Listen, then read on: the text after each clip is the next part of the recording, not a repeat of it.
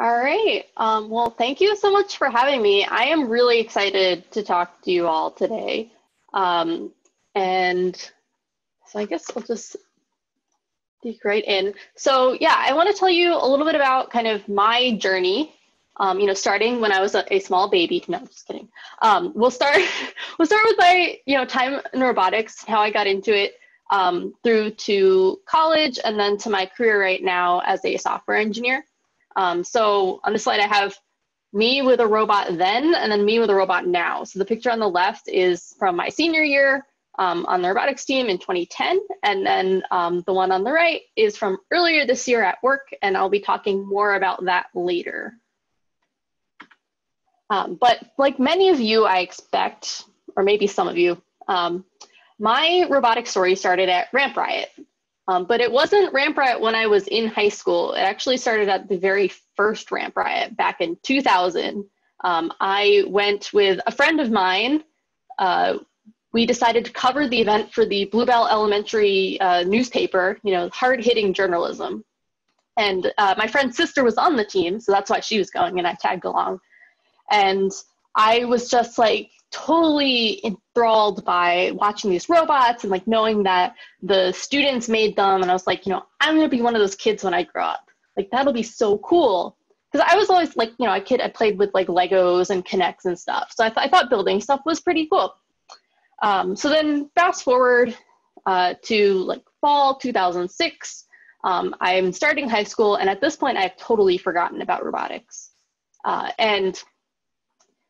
But it just so happened that I was very into band, and in the marching band, I ran into someone, Katie Tragesser, who was in band and also on the robotics team. And I just heard her talking about robotics one day, and I was like, yeah, I remember that. Like, that seemed pretty cool. And it was actually like really impactful for me to see someone who was very much like me and knowing that she was doing it. And so that kind of motivated me to like give it a try myself, because why not? So that's how I get started. And then, so I spent 4 years on the team, and I did a lot of things. I started off doing like mechanical design, strategy. That's what I was really interested in when I got started. But then, I also wanted to learn like, well, now I know how to build a robot, but how do we make it work? Like, so I want to learn a little bit about electrical and programming and media and all these other things. I spent some time as a booth coach and human player at the competitions. I was also a part of the Chairman's Award team. So I don't know how many, if any of you know what the Chairman's Award was, because we won the Championship Chairman's Award back in 2010. But it recognizes teams that are doing a lot to help grow first and help inspire the community about science and technology, and kind of spread that message that FIRST is all about. So I was part of the chairman's team, or help writing our submissions for the award and to present do the presentation for it. And then by my senior year, maybe my junior year, I don't even remember at this point, I was the team captain. So I know this sounds like I'm someone who had everything put together and totally knew what she was doing, right? But that is not the case. So I got to learn a lot, and I built like 4 really awesome robots, but I also like had my share of mistakes. And so I want to tell you a couple memories I have, particularly from my first year on the team. I know Here and Mr. O have heard these stories, maybe remember them. So the robot on the bottom left is the first one from my freshman year. And so during build season, the upperclassmen, they kind of knew what they were doing more. So they're building the frame of the robot. But I was the rookie that like was just there a lot. I was there all the time. I wanted to learn stuff. And so someone decided, hey, we'll let you build the frame for the twin. So we built the second robot that we'd be able to keep once we had to ship the first one away, and we practiced with that. And so I was like, yeah, this can't be that hard. I'll measure every piece of the main robot, and I'll, cut everything the same and put it together, and it'll just work, right? Like, that makes sense. Why wouldn't it? But I didn't know anything about like, how to square up a corner, or the fact that when you cut things, like, you might be a little off and you need to measure like 3 times before you cut. And so I put together the frame of this robot, and it was all like bent and weird shaped and lopsided. And I was just like mortified. I was like, oh my gosh, they're gonna like kick me off the team. This is just awful. And then this amazing thing happened. One of the seniors, saw how bad this was and came over and was like, you know what? I'm going to walk you through this so that you learn. And so he took me like step by step through the entire process, starting over. And so I got to learn how to do it the right way. And yeah, we wasted a little bit of metal, but that was just like really, really awesome. I mean, it was such a great learning experience. And so I wanted to share that because, yeah, I didn't know what I was doing in the beginning, but I had the opportunity to learn. And that's one of the things I really loved about being on the team is that, you know, we expect people to fail, and that's totally okay because that's how you're going to learn. Then later that year, at the end of the season, so like in the off season, we were at a tournament. And so I got to try to drive the robot for the first time. And so as you see in this picture, we built this robot with this red claw, and it picks up the tubes and it has to hang them on the rack. And sometimes the tubes would be like up against the wall. And so when I was driving the robot, I saw it like a tube up against the wall. I was like, yeah, I can knock that over and then we can pick it up. So I'll just, drive the robot into it to push it. It'll fall over and then we can pick it up. Great idea. Would have been a great idea if I had turned the robot around so I backed it into the wall, but I ran head first, claw first into the wall and totally bent the claw. And so at the end of this match, go back to the pit and I'm like, I don't want to show my face. Just like, everyone's going to hate me. I just broke it.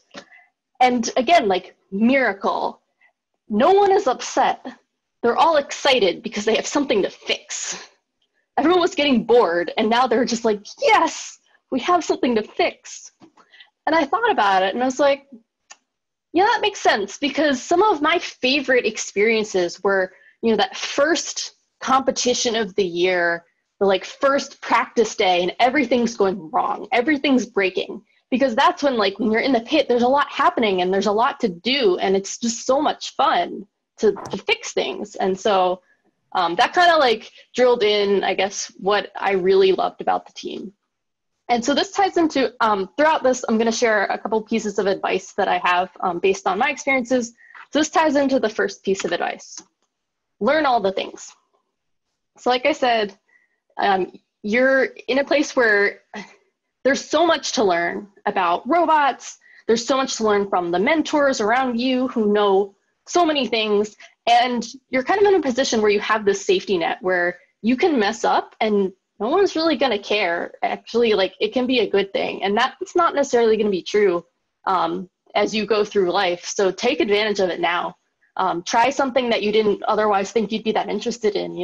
I know the coaches are doing all these Zoom sessions for you and it can be hard to stay engaged, but just jump in and listen to something that you might not have otherwise given a shot. You might as well. You might find something that you really like. All right, so does anyone have any questions so far? All right, well, feel free to jump in again if you do.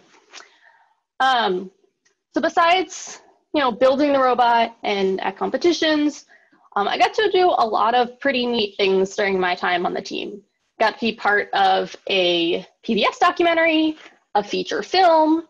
I traveled to the UK to do a demonstration at the Farnborough Air Show, did a bunch of outreach events, and we hosted a robotics team from Singapore that came to visit. And so those are some of my favorite memories as well. Totally getting to know people that I wouldn't have otherwise met. And I think a lot of you, you might have already experienced this so far in the team. So I absolutely love that. And these kinds of things were what contributed to us winning the charity. This is, what Miss Daisy was all about from the beginning, getting out and, doing this outreach, engaging with our community. So definitely those were some of my favorite memories.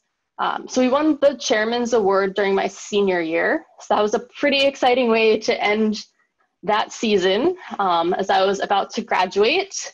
And we got this really big award and everyone was excited about it. And then another really awesome thing happened as a result of that. So let me,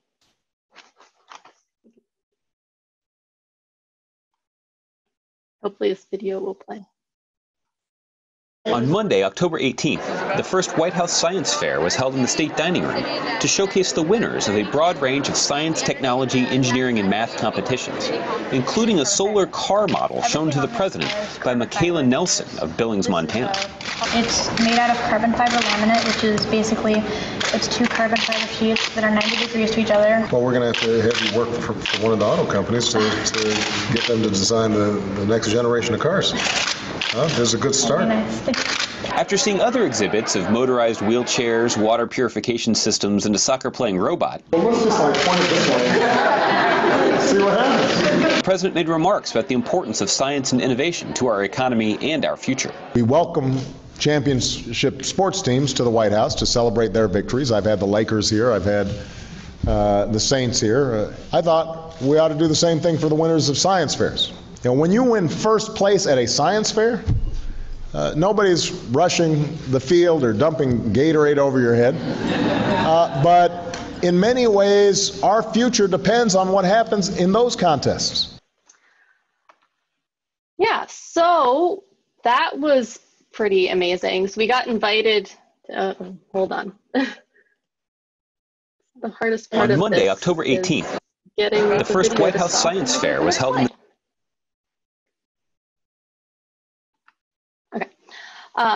Yeah, so because we had won the Chairman's Award, we got invited to the very first White House Science Fair. So they had invited like winners of a bunch of different kind of STEM competitions. And I got to attend that and talk to President Obama, and he shook our hands and stood next to us and then bent down and asked us to shoot, you know, soccer balls at the press people. And so that was a pretty amazing experience to have someone, you know, so powerful to think what we were doing was really cool. And we got to meet a bunch of other people that day, like the you know, Chief Technology Officer of the US, the Mythbusters, Bill Nye. So also a pretty great memory. So why am I telling you this? I promise it's not just because I want to like brag about the cool stuff that I got to do. Although you might get to do cool stuff as part of the robotics team too. But this ties into my second piece of advice, which is something that Mr. Ostro would always say back when I was on the team. 80% of success is showing up. Apparently this is actually a Woody Allen quote, but you know, I attribute it to Mr. O. So a lot of those things that we got to do, you know, being part of like the documentaries and, you know, going to the air show, we, you know, Miss Daisy was invited because we built this reputation of showing up and following through. And that's just really important in life. And like in my career, I'm seeing that too. If I'm just there and willing to do things and I kind of have that reputation of like, I will follow through on this and it will be successful if you trust me with it, I get trusted with more things and then more opportunities open up. And I mean, even on the robotics team too, you know, when I was that freshman who got asked to build the twin, like that was because I was there and I was willing to do it. And so I think that's a really good piece of advice to take with you. Right. So then I graduated and I decided to study computer science, and I went to Princeton University. So why computer science? This is actually, so when I first, like my first couple of years in high school and on the robotics team, I thought I was going to be a mechanical engineer. I like building stuff, I like that design aspect. But like I mentioned before, I got interested in learning more about the different parts of the robot. And so I decided I took a couple like classes on electricity and electronics and computer science and computer programming. And I just like, I realized that programming was actually really cool. For me, it's the problem solving and logic part of it, but it's also very similar to like learning a foreign language. And I was always really into foreign languages. And so that combination, that just really clicked with me, but it's something that I only found out because I was on the robotics team. Like, I'm not sure I really would have figured it out, or maybe it would have taken a lot longer if I didn't kind of pursue that curiosity that I developed from being part of FIRST. And then I decided to go to Princeton. Obviously, it's a prestigious school, so, you know, the reputation of that was a little bit of a factor. There was a financial aid factor, that it was actually like financially one of the best options available to me. And they had, you know, a good engineering program, but they also had like a focus on liberal arts as well. So I wouldn't get just totally sucked into engineering and CS, but I could also take classes in other areas and like be very well-rounded. That was important to me. For those of you that are getting close to deciding on like colleges or when you get there, I will say that I have some mixed feelings about my experiences at Princeton and would advise you to not just necessarily go for like the biggest name school just because. One of the downsides of being at like such a, you know, prestigious and, you know, very competitive university was that I spent a lot of time doing schoolwork and it was hard. And I didn't have a lot of time to do a lot of like other activities. Like one thing that I actually thought was really neat about Princeton is they had this autonomous vehicle engineering group that they were trying to rig up a car to pass the New Jersey driver's tests. And I thought that was like really cool. I wanted to be a part of it. And I started like, you know, my freshman year at college, I went to some of their meetings, but I ended up dropping it because I just, you know, I had to trek all the way across campus and I had all this work to do. And I didn't feel like I could really, you know, get that into it and spend a lot of time there that I wanted to. So that was kind of, you know, unfortunate. But then again, it also opened a lot of doors and a lot of opportunities. I met some really amazing people during my time there. The one activity that I did spend a lot of time with and throughout my entire time at Princeton was the Princeton Women in Computer Science group. And so that was kind of my like family, especially when things would get hard. It was really cool seeing other people, particularly women, who were a few years ahead of me, who could say like, yeah, I've been through this, like this class that's like seems impossible right now, like you'll get there, I've been there. And then I saw as they went on and they, you know, did interviews for jobs and would do internships. And so having them as a resource was really, really helpful. And actually like, that's kind of what I'm hoping, you know, I can be for you guys if you ever want to, you know, reach out and just get that sort of advice or just, you know, have someone to talk to who's like been where you are. I think it's really, really valuable. And there definitely was a point where I thought about quitting computer science. I was going to switch to probably to be like an Italian major, which I have no idea what I would have done with that. But I found that the classes were really hard and I wasn't really like enjoying them. And so two things kept me with it. So one was having that network of people that I could like commiserate with and would help me realize like, you're going to get through this. The other thing that kept me in it was my internship experiences. So after my freshman year, I got my first internship at Microsoft. And what I discovered like going through the internships is that what I did in the internships didn't exactly match what I was learning in school. Like computer science education is different than software engineering career. There's some overlap in that, you know, in CS, we learned the concepts that I need to know to write software. But, you know, actually like learning the theory was different than actually like writing real stuff that people use. And it turned out that I liked the software engineering a lot more than I liked the computer science theoretical education that I was getting. And so being exposed to that early helped me figure out like, okay, I'm willing to stick this out because I think I'm really going to like the job that's going to come at the end of it. So how did I get that internship? It honestly feels kind of like a fluke to me, even though I know it's not. At some point during my freshman year, I like went to a career fair, kind of assuming like nothing was going to happen. Like I'm a freshman, I have no experience. My resume literally was like, I did robotics in high school and now I'm studying computer science. I was like in my first class. But I guess I dropped off resumes at a few places, and a few months later, I got this email from Microsoft, and they had a program for freshmen and sophomores, and they were particularly targeting like women and underrepresented minorities. And they wanted, me to apply, and so I did. And then I got flown out for interviews to Seattle. And in my first interview, like I spent the whole time talking to my interviewer about robotics. And he actually we walked through this question of how you'd get a robot to navigate through a maze. And then he was telling me about, how this, the process of like designing and writing software is very similar to like the robot design process that we'd go through during build season. And I'm going to talk a little bit more about that in just a minute. But yeah, so that was pretty cool. And the interviews went well, and I, got the job and spent the summer. So this is where I am now. I'm still at Microsoft. It is the only place I've ever worked. So I like it enough to stay. But yeah, that got me to come out to Seattle and to Redmond in particular for the summer and experience what that was like. And then I decided to keep coming back. I liked it enough, so I kept coming back. All right, so before I talk about what I've been doing at Microsoft, I want to address that question of like the comparison between software and robots, and just talk about what a software engineer does. So I guess not all of you have been through the like build season, so I'll try to cover a little bit of that here.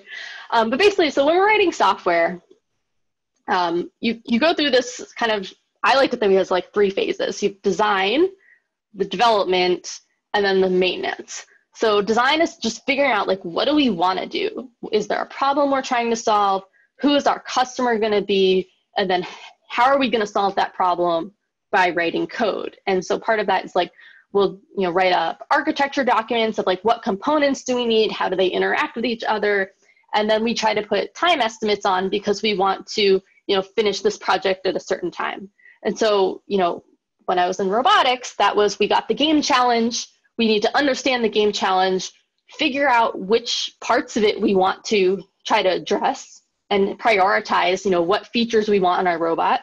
And then you figure out, okay, well, who's going to do what and how much time do we want to spend on each thing so the robot will be ready when we go to a competition. So then once we have this design, we do the development. And so on the software side, that's actually writing code that is going to eventually make it to a customer. And then as we write, we're also testing. We want to make sure it's working. So that means in some cases like manual testing or writing automated tests, so more code to test the code I just wrote. And similarly on the robotics side, this is, you're cutting metal and you're putting things together and you're maybe building out these like prototypes and making sure like the arm or the claw you want is going to work. And then you keep going back and making changes until it works how you want it to. And then finally, you get to a point where you're finished. Your robot's ready to go to competition. Our software is ready to go to a customer. And so we ship it. And then at that point, the work is not done. We start finding issues with it. We'll get complaints from customers. We have to triage those and go through, figure out which ones are most important and need to be dealt with first. And then we have to, investigate them and fix the issues. And, same thing when your robot's at a competition, things are going to go wrong. You're going to find flaws. You're going to want to make improvements. And you do that, in between the matches, and you fix them and then you send it back out into competition. So it's actually like quite similar. And so what does this mean for like day-to-day work? A lot of my time is spent just writing code. So I do spend a fair amount of time like at my desk, just like brainstorming how to write code, maybe writing a little like prototype, testing out ideas, but I also spend some time in meetings with other people, either like, that brainstorming like design, during the design phase, figuring out with my teammates and the people I'm working on this project with, how we're going to split our work and how we might accomplish the things we want to accomplish. And then there's going to be some meetings that are like going through the list of bugs we have and triaging those. And I often just we'll have like standing status update meeting every couple of days with my team members, just so we keep each other informed on what we're doing. And that's an opportunity if you are run into trouble, you can ask for help or just get some other opinions. The other thing that I spend a fair amount of time doing is code reviews. So when I write code, before I submit it, I want to have it reviewed by my peers to make sure that like I did things right. And so we look for like one actual like errors in the code, or just make sure, you know, it makes sense, it's easily understandable. So it gives an opportunity for the people I work with to ask questions about it, give me suggestions for improvement, et cetera. And so I'll also review the code of my peers.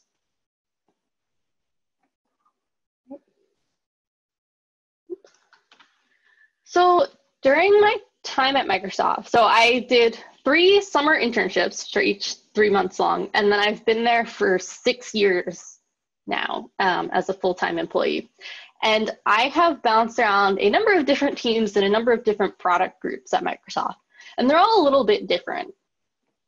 So when I did my internships, I was in the Microsoft advertising group. So this was doing online advertising, basically the like framework that supports their online advertising platform. You might not think of ads when you think of Microsoft. You probably think more about Google, but you know, we have the Bing search engine and there are ads as part of that. We also, back when I was working on this, we had a display ads business. So these are all like the visual ads you'll see on web pages, like, you know, graphical images and stuff. So there was a whole host of like frameworks that allow for bidding, for people to like bid on like that location on a web page and get their ad to show there. It was actually a really fascinating like business. But after 3 summers, I figured out I wasn't really that excited about doing like the web services aspect of it. That just wasn't work that I really enjoyed.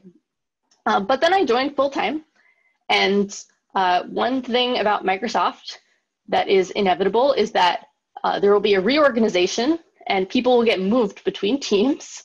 And so I got moved to Microsoft Excel, which actually was a pretty great thing because I wanted to try something different. And this was definitely different. So Excel is a piece of software that has been around for a very long time. And so there's a lot of code in there. Like one of the first things I had to do was dig into some code that had not been touched in like 20 years. But that was it's actually pretty neat. So to try to learn this massive structure that really felt like it was like duct tape over duct tape over duct tape. Like, so I worked on Excel for a couple of years, a couple of different projects. So the nature of a piece of software like that that's been around for so long, you're kind of in that like maintenance phase kind of permanently. Like we'd add small features, but there weren't really any massive changes where we were like rewriting things from the ground up. So there was a lot of like fixing bugs. But I did get to work on, we rewrote the accessibility framework for Excel. So this is for users who might be blind or low vision, and they use a screen reader that will read out everything on their screen.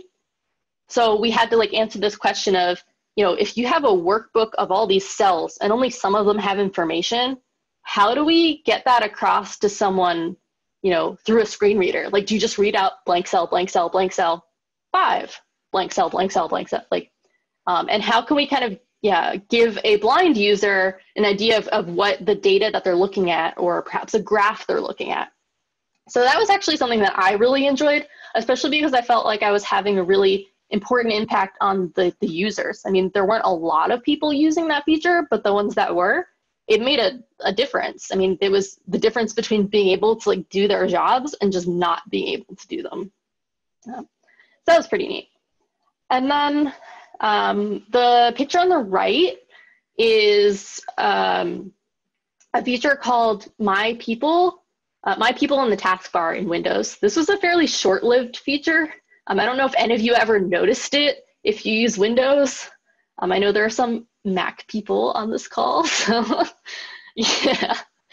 But so in the taskbar, you see there's this like button that shows like the little people icon, and then it opens up this window and it has like your contacts. And then you can, send them email from there, or Skype, or, send them like IMs through this. And so I worked on that feature, and that was pretty cool because then I got to learn a different part, which was actually getting into like the Windows code and how the taskbar works. And then, so I did that for a bit, and then I jumped over to a team working on a product called Your Phone. So this is an app that is built into Windows, and it's kind of the Microsoft solution to like iMessage, in that we're trying to get you to be able to like use your phone through your computer. And in particular, I worked on the messaging feature. So at first we just supported Android phones. So you connect your phone to your computer. And then what we'd do is we'd say, okay, we're gonna like, on the phone, we're gonna try to like access your messages and then sync them to your computer and show them to you. Then when you type a message that you wanna send from your computer, we'd transfer that to the phone and then have it send the message from the phone. And so this was actually, I enjoyed this project because I actually got to work on it from that very beginning. So through that design phase and figuring out how are we gonna solve this problem. And I had never done anything with like mobile before. So I had to learn all about like Android and how can you send a message from an Android phone through code. And I kind of had like ownership of this feature. I worked with a couple other people, but like, you know, when it came to be, it was like my baby, my project. So having that feeling of like seeing it through from the beginning to when it went into the hands of customers it was really amazing. But then we got into that maintenance phase, and we just kind of had to fix bugs and like had created all this engineering debt, which was things we should have done better in the first place, but we didn't. And so now it's creating problems now. And I started to get a little like burnt out. I was just like doing all this work. I didn't feel like I was really learning anything. And to me, like, you know, feeling like learning new things was really important. And so I was just getting kind of frustrated with it, that like, you know, I wasn't really that excited about the work I was doing once we had like shipped that feature.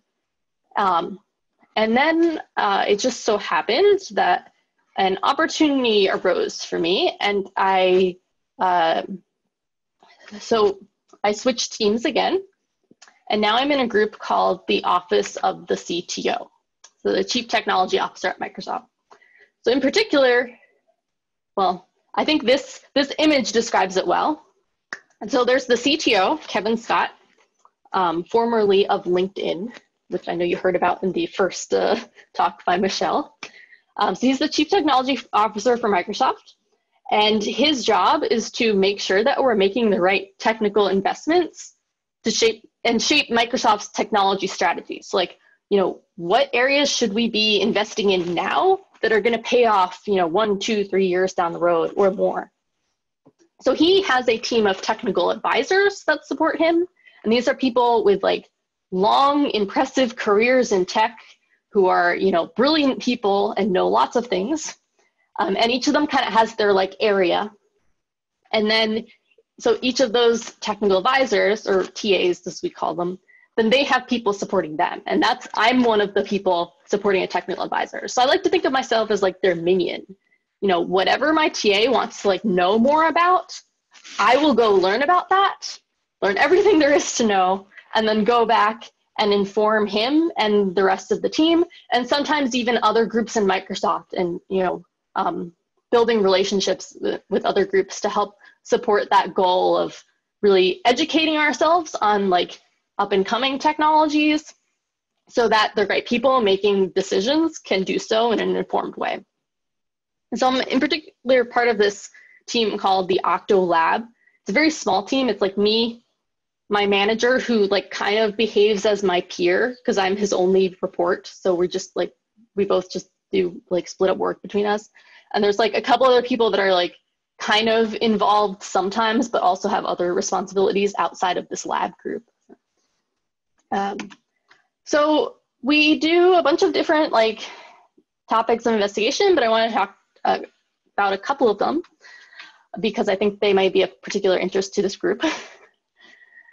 So one of the ones that I did last fall, is we did an investigation into supercomputing. So we want to understand like, how do supercomputers work?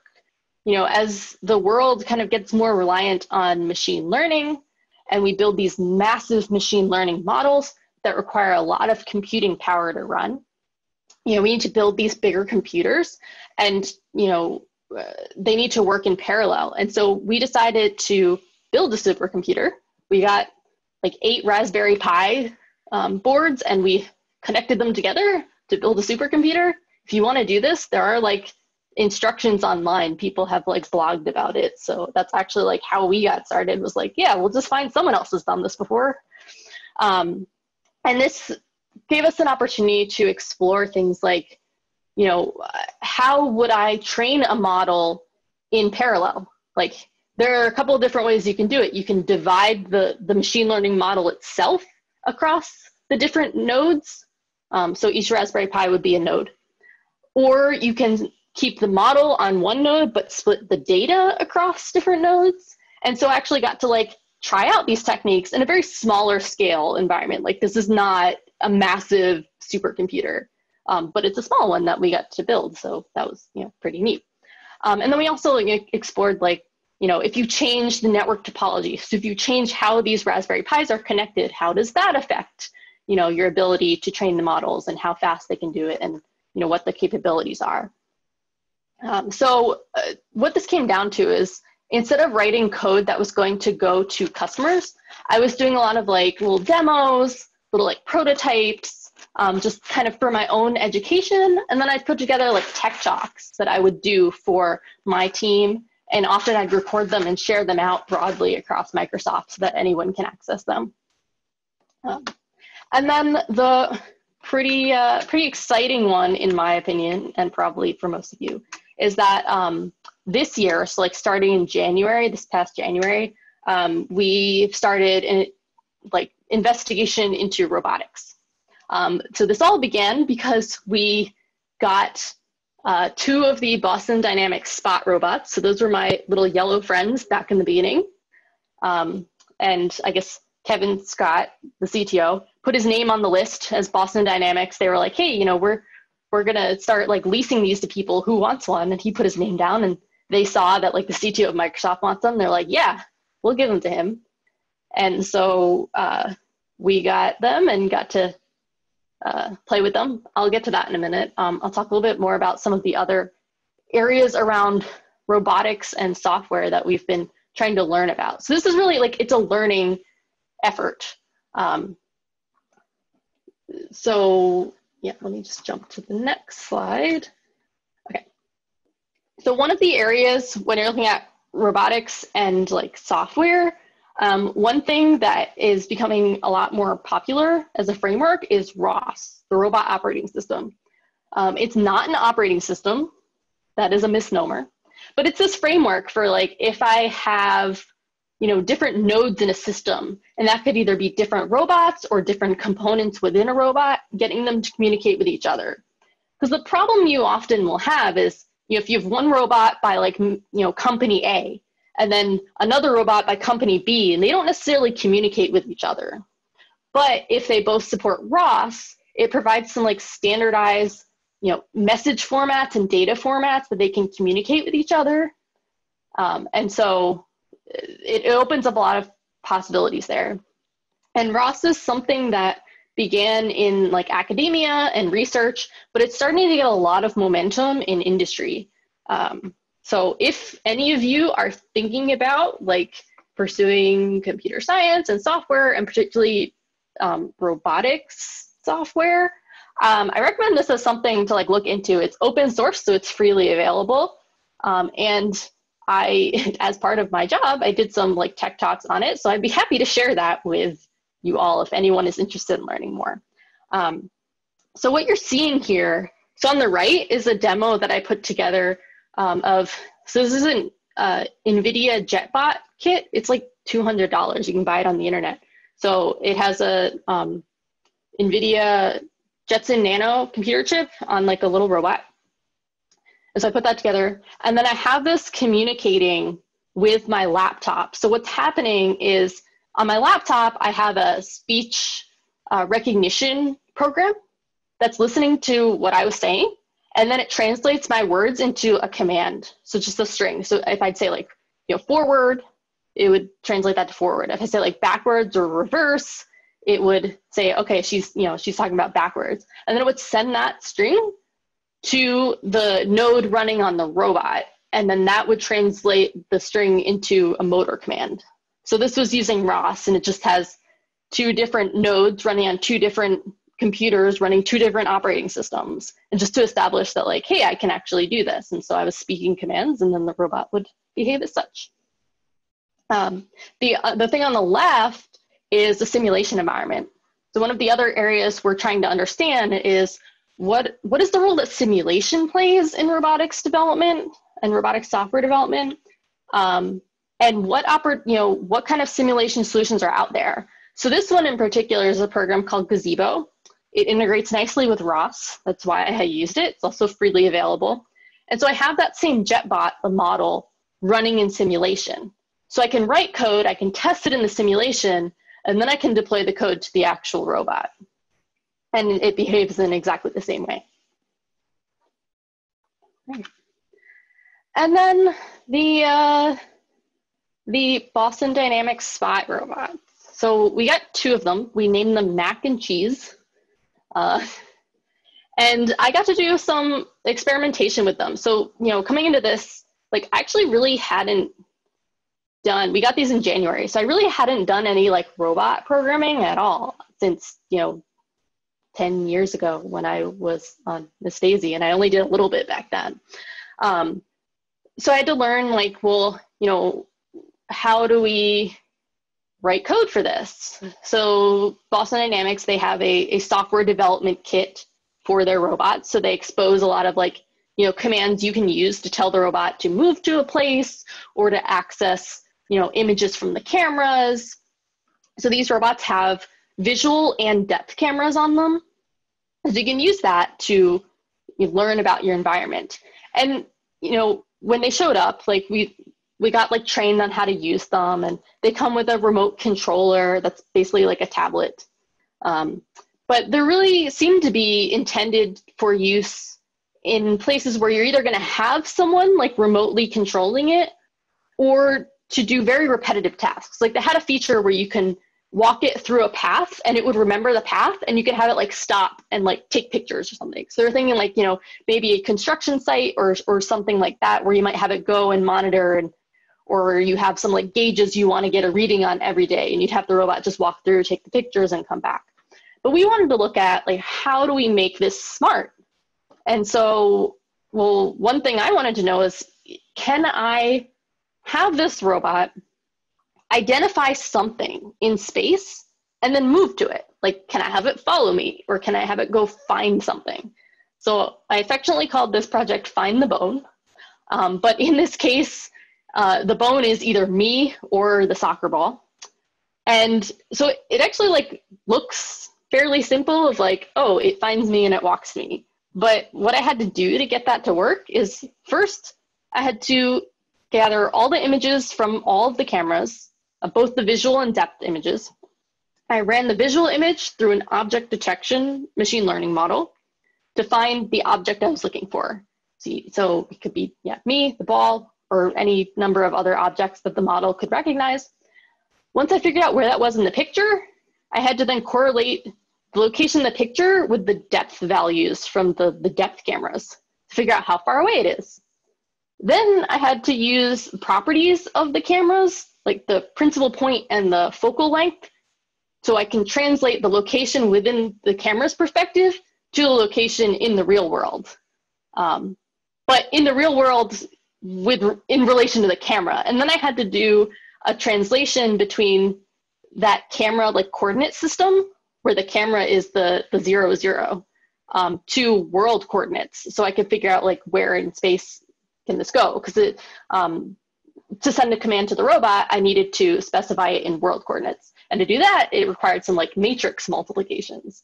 So I had to figure out all of these steps, and eventually I got it to what you're seeing on screen, which wasn't always perfect. Sometimes it stopped short, sometimes it didn't quite turn to where it was going, but it got pretty close. And so I learned a lot about how I do these coordinate transforms, and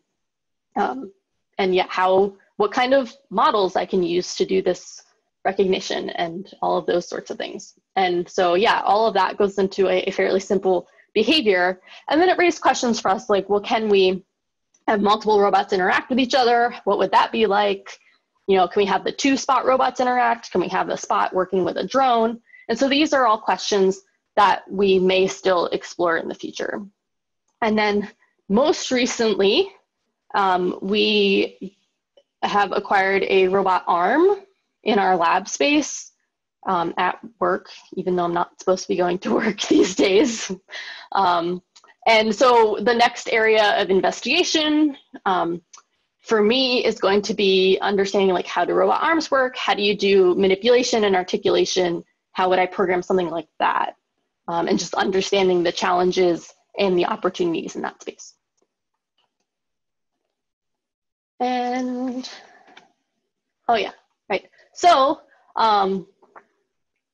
I did some demos and like prototyping with the Spot robot, and then I actually got to participate, we'll put together this demo for Microsoft's developer conference called Build. So this past spring in May. So Kevin Scott, the CTO, did a keynote, and he involved a bunch of different people talking about different things. And one they wanted to highlight was some of the work we've done with Spot. So I will show this video. This isn't all though. We've detected our customer coming to the restaurant. Now we need to deliver their food. Yeah, this is to deliver the takeout, we'd like to show how we're integrating our work with autonomous robotics, in this case with the Boston Dynamics team and Spot, who you've met earlier. Gina is going to help us show this work. Thanks, Lila. I'm going to show how our intelligent edge solution can leverage AI to have a Boston Dynamics Spot robot look around, use our edge AI to find the customer's car, and carry their takeout to them. We've mounted an edge device on this Spot robot to allow us to control the robot autonomously and deploy our AI model using Onyx runtime. Here I'm showing the code where we use the Onyx AI model on the edge device that will help us recognize the license plate using images captured from the robot's cameras. We will use this code to leverage the robot's camera perspective and control the robot's position to navigate to the car with our license plate. Lastly, we've built this using custom commands, leveraging speech and language understanding in Azure Cognitive Services to activate Spot to deliver the food. Putting everything together, we'll ask Spot to deliver the order. Hey, Spot.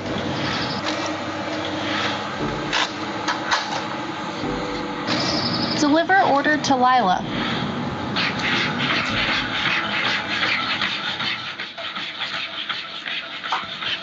Note that in the future, Spot could potentially pick up and load the order into the car. Lila will tell us more about the complexity in training this kind of AI. Good job, Spot. Over to you, Lila.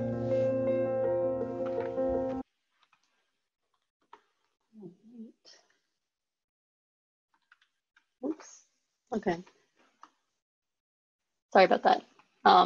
Well, that's okay, because I had like one more slide, but it's really not that important. It's just a picture of a network of people, because I was going to leave you with my last piece of advice, which is, okay, my last piece of advice is to just stay connected to the people you meet here as part of robotics. And then as you go through college and into your career, just like keep in touch with people, because the people around you right now are going to go on to do really amazing things. And those connections will definitely pay off in the future. So the way that I got the job of being in the office of the CTO was that at the time I was like kind of thinking about like making a change, but I wasn't really sure where to go in Microsoft or if I wanted to leave Microsoft. And then I got an email from someone I had worked with in the past. And that person is now my manager, but in the past we had worked as peers on a previous team. And, you know, he had remembered me, and, you know, tying back to those other pieces of advice I said, he remembered how much, you know, I wanted to like learn things and would, you know, always show up and follow through. And I always like, you know, did a good job of the things that I put myself to, even if I didn't know about them in the beginning. And so, you know, he was looking to hire someone to report to him. And so he thought of me, and that's how I found out about it. And then I applied and you know, ended up getting the job. But it's becoming more evident too as I go through my career and I meet people who are, you know, very successful, that the further into the career they get, it's not just about like what you know, it's about who you know, and more specifically, who knows what you know. And so a lot of people will find, I went to a panel once actually of these like very successful people in Microsoft, and someone asked a question about like interviewing for jobs, and they were all like, well, I didn't actually interview for my job. Like, I mean, I kind of did, but like I knew the person who was hiring, and they knew me, and they knew, about the work I'd been doing. And so keeping those connections alive and just, staying in touch, because you never know when maybe you're looking for something new and you might need to leverage those connections that you have, or you might learn about something that is really interesting to you through someone else that you've been in touch with in the past. So that's kind of my last piece of advice. So I want to open up to questions if anyone has any questions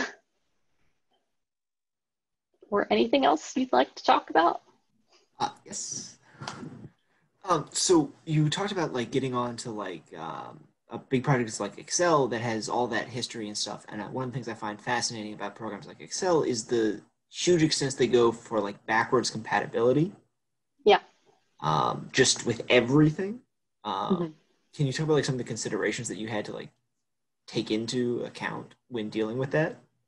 Yeah. So I will tell you, we had this like joke that a bug in Excel was actually a feature because like the economy of some small country is dependent on it. Like we joke, but like it has some grain of truth there, where if something that was originally like a bug and something that's wrong was in there long enough, someone would learn to depend on it.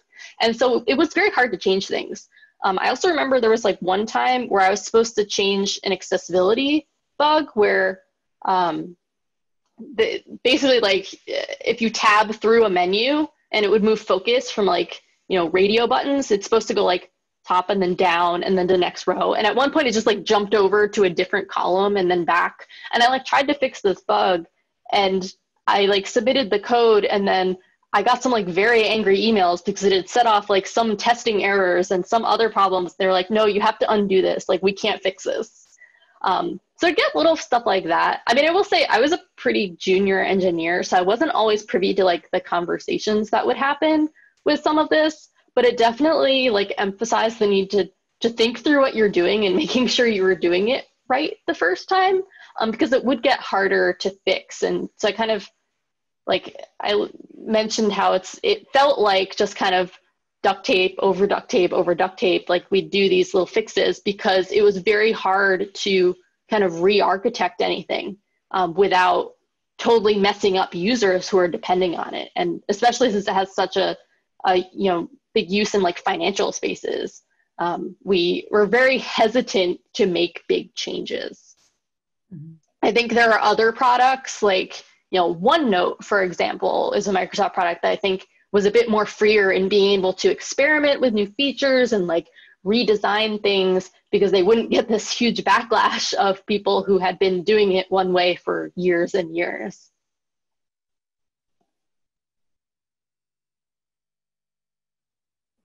This is a really unimportant question, but I'm curious about it. You mentioned that you're Microsoft is leasing the Boston Dynamics robots. When do you have to give those back, or are they just yours until you don't want them anymore? No, that's a great question. So we are leasing them. I think we initially had it on a 6-month lease, and then we extended to a year, and then we're like extending another year. So basically, at first it was only the only option was to lease them. And so that's what we did. And then they gave us the option if we wanted to buy them. So we could just kind of put the money we'd been spending on lease towards the purchase price and then buy them outright. And we actually decided against that because we figure they're probably working on some like newer version or like some new cool robot that we might want. And then this one might become like obsolete. So we decided we're just going to keep leasing for as long as we think we have a need for it or a purpose for it. And then if there's something like cool and better, we'll, let this lease run out whenever it ends, and then we'll look to getting the next new big thing. So they set like a lease term, and then we're basically agreeing that we're going to pay for it for that point, and then we can decide if we want to send it back or if we want to extend. How much is it to buy one? I don't know the exact numbers, but I think it's like in like like the price of a car, a nice car, like, 70 grand or something. I'm totally guessing at that, but I think it's like, that's probably like something like, the base price is 70,000, but adding like the cameras and stuff easily gets it over 100. Yeah. Yeah. Alex with the answer. That's Nice. like, we look at, all the stuff that they said we could get, and we're like, do we want to get their camera, or like, should we just like get our own camera and like just rig it up in some fancy thing? Actually, it's really funny. So we've experimented with like mounting things on the robots and stuff, and so we wanted to put like a GoPro on, or Microsoft's like Kinect. We want to put one of those on, and then we're like, well, if the robot like falls over, or actually like when you start and you have to change the battery, you put it on its back. And so we're like, well, we want to have like a roll cage. And so what we found that worked really well for a roll cage is my coworker went to like Home Depot and found this like wall sconce, and it had like a cage thing on it. So he just pulled that off, and it worked like great as a perfect fit for like where the like screw holes were. So yeah, we get very resourceful. It's fun. That's amazing. I came late, so I may have missed this. How many programming languages do you know? I would have to think about it. I mean, I know like the C families, like C, C++, Java, C#. They're all very similar. Like once you learn one, you can kind of pick up the others. Python is one I use a lot these days. I've like done a little bit of like JavaScript and TypeScript. I don't know if I'd say I know them, but like I could maybe figure things out if I had to. Are there any others that I've really worked with? I mean, like most of my work is done in kind of the C++ and Python, and sometimes C# because Microsoft uses C# for things. Yeah. You talked about the duct tape on Excel, duct tape on duct tape on duct tape. Mm-hmm. I would have thought that when Office 360 came out, that was your opportunity to re-architect all that stuff and get rid of that. That wasn't necessarily the case? It may have been possible, but I would imagine someone decided it was going to be way too much work to like re-architect the entire thing. Because there's so much. I mean, even, I would also joke that despite working on Excel, I don't really know how to use Excel. Like you'd have different, teams working on like a very small feature, and then another team working on a different feature. And there's just so much, like, I don't know that anyone, maybe just a couple of people at Microsoft actually like knew everything that is in Excel. And so I think it would have taken a very like orchestrated effort to figure out how do we make the whole thing better rather than just parts here and here and here. And I'm sure some parts probably did get rewritten and improved, but it's just like a massive undertaking and a massive amount of code that it just like would be kind of unreasonable to take on such a huge project. And I think the other part of it is like, is it really worth it? The time and effort, where I think they decided, or we can, make these smaller fixes, maybe add these little features, and spend our time there. So, there's a cost trade-off there too. But again, I was not, in like a leadership position during that role. That was like my first couple of years as a full-time employee. So I wasn't always privy to these types of conversations. Thank you. Yeah.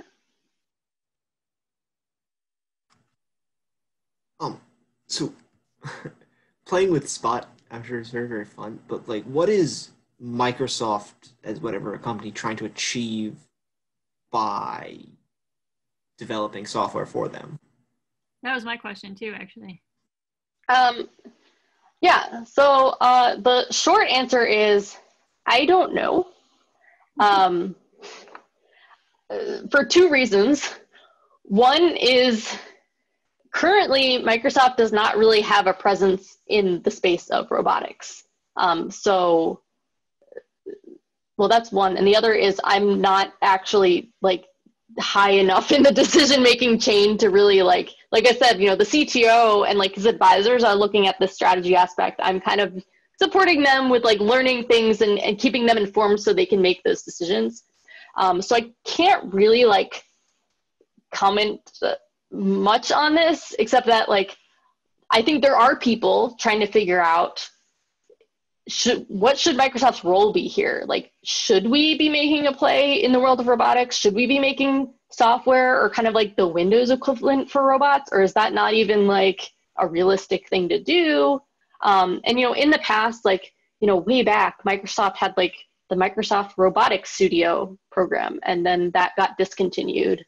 And I think like the team that supported it, you know, they kind of just like lost funding. Someone decided this really wasn't worth the effort, but it's coming back. Like, you know, it's the way that the tech industry is going with all of this like ML and AI and, you know, robots being used in warehouses and factories and stuff. We're like, hey, you know, should we be doing something here, and what should it be?